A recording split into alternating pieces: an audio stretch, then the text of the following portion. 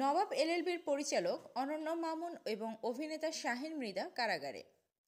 পরিচালক অনন্য মামুন বায়ে, নবাব এলএলবির ছবিতে পুলিশের চরিত্রে অভিনয় করা শাহিন মৃধা ডানে। চলচ্চিত্রের দৃশ্যে পুলিশকে হেয় করার অভিযোগে পর্নোগ্রাফি আইনে দায়ের করা মামলায় চলচ্চিত্র পরিচালক অনন্য মামুন এবং অভিনেতা শাহিন মৃধাকে গ্রেপ্তার করেছে ঢাকা মহানগর গোয়েন্দা পুলিশ। পরে তাদের ঢাকা মহানগর দায়রা জজ আদালতে উপস্থাপন করা হলে বিচারক তাদের কারাগারে পাঠানোর নির্দেশ দিয়েছেন।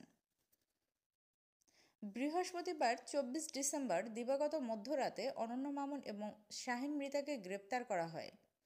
শুক্রবার দুপুরে তাদের আদালতে হাজির করেন মামলার তদন্ত কর্মকর্তা ডিবি পুলিশের পরিদর্শক আবুল কালাম আজাদ।